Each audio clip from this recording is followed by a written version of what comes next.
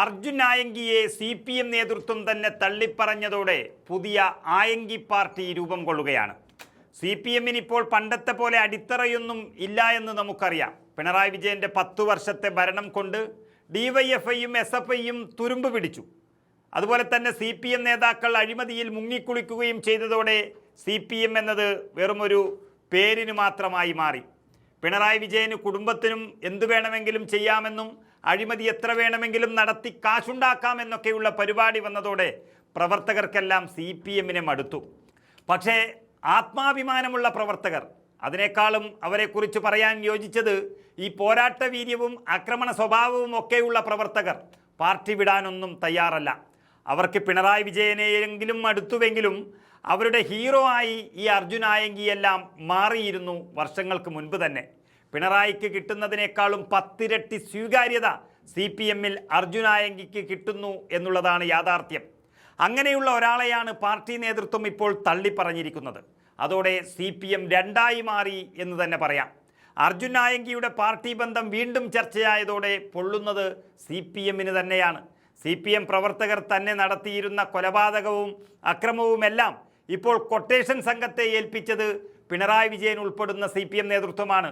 അതുകൊണ്ടാണ് അർജുൻ ആയങ്കി, കൊടിസുനി, ആകാശ് തില്ലങ്കേരി തുടങ്ങിയ CPM ഗുണ്ടകൾ പിന്നീട് കൊട്ടേഷൻ ഗുണ്ടകളായി മാറിയത്. എങ്കിലും അവർ തന്നെയാണ് പ്രവർത്തകരുടെ ഹീറോ എന്ന് പറയുന്നത്. ഗുണ്ടകൾക്കും പ്രവർത്തകരുടെ സൈബർ പിന്തുണയെങ്കിലും ഇല്ലാതെ വെറും കൊട്ടേഷൻ ഗുണ്ടകളായി നിൽക്കാനും കഴിയില്ല.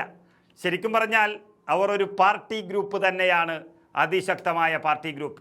എന്നാൽ അവരെയെല്ലാം നിയന്ത്രിക്കുന്നത് P ജയരാജനാണെന്നുള്ളത് കൊണ്ടാകാം ഒരുപക്ഷെ CPM നേതൃത്വം, പ്രത്യേകിച്ച് പിണറായി വിഭാഗം ആയങ്കിയെ തള്ളിപ്പറഞ്ഞത് എന്നാണ് പുറത്തു വരുന്ന വിവരം. ആയങ്കിയെ തള്ളിപ്പറഞ്ഞ CPMൻ്റെ സംസ്ഥാന സെക്രട്ടേറിയറ്റ് അംഗം MV ജയരാജനാകട്ടെ അതിരൂക്ഷ വിമർശനമാണ് പാർട്ടിയിൽ നിന്നും നേരിടേണ്ടി വന്നത്. പാർട്ടിക്കായി സൈബറിടങ്ങളിൽ പോരാടുന്ന കൂട്ടായ്മകളാണ് ജയരാജനെ വിമർശിച്ച് രംഗത്തു വന്നത്. CPMനായി പണിയെടുത്തവരാണ് പിന്നീട് കൊട്ടേഷൻ സംഘമായി പരിണമിച്ചത് എന്ന രാഷ്ട്രീയ ആരോപണം ശരിവെക്കുന്ന പ്രതികരണങ്ങളാണ് പാർട്ടി അനുഭാവികളിൽ നിന്ന് തന്നെ ഉയർന്നു വന്നത്. അർജുൻ ആയങ്കിയെ തൂക്കണമെന്നും അതിനുള്ള കരുത്ത് കേരളത്തിൻ്റെ ആഭ്യന്തരമന്ത്രി കാണിക്കണമെന്നാണ് MV ജയരാജൻ തുറന്നടിച്ചത്. അത് ആയങ്കിയുടെയും പ്രവർത്തകരുടെയും മനസ്സിലുണ്ടാക്കിയ മുറിവ് വലുതാണ്.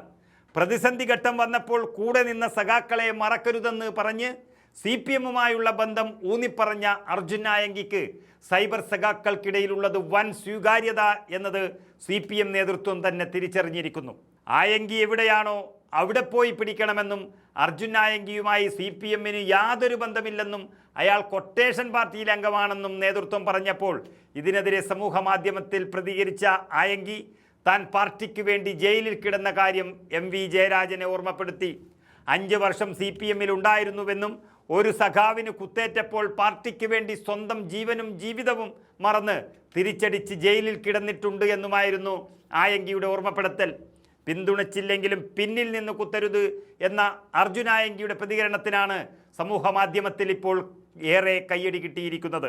ജയരാജനെ പ്രവർത്തകരെല്ലാം ചേർന്ന് സൈബർ ഇടത്ത് ചവിട്ടിക്കൂട്ടുകയും ചെയ്തു. ഒരു കാലത്ത് ഉപയോഗപ്പെടുത്തിയവരെ പ്രതിസന്ധി ഘട്ടത്തിൽ പാർട്ടി തള്ളിപ്പറയുന്നതിലെ ശരിതെറ്റുകളെയാണ് കേരളം CPM മുഴുവൻ ചർച്ച ചെയ്തത്.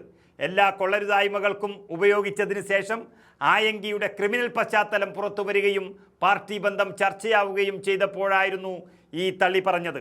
എങ്കിലും പ്രവർത്തകർ പിണറായിക്കോ ജയരാജനോ ഒപ്പമല്ല, മറിച്ച് അർജുൻ ആയങ്കിക്കൊപ്പമാണ് എന്ന വളരെ ദയനീയ അവസ്ഥയിലാണെന്ന് CPM നിൽക്കുന്നത്. ഒരുപക്ഷെ പിണറായി വിജയൻ്റെയും മറ്റ് നേതാക്കളുടെയും ഇതുവരെയുള്ള ഗുണ്ടാപ്പണികൾ തുറന്നു കാട്ടി CPMൽ ഒരു വൻ കലാപം സൃഷ്ടിക്കാനും ആയങ്കി വന്നേക്കുമെന്ന ഭയവും നേതൃത്വത്തിനുണ്ട്. ഏതായാലും എന്നും പ്രവർത്തകരാൽ ശക്തമായ CPM ഇന്ന് ആയങ്കി പാർട്ടിയായി മാറുകയാണ്.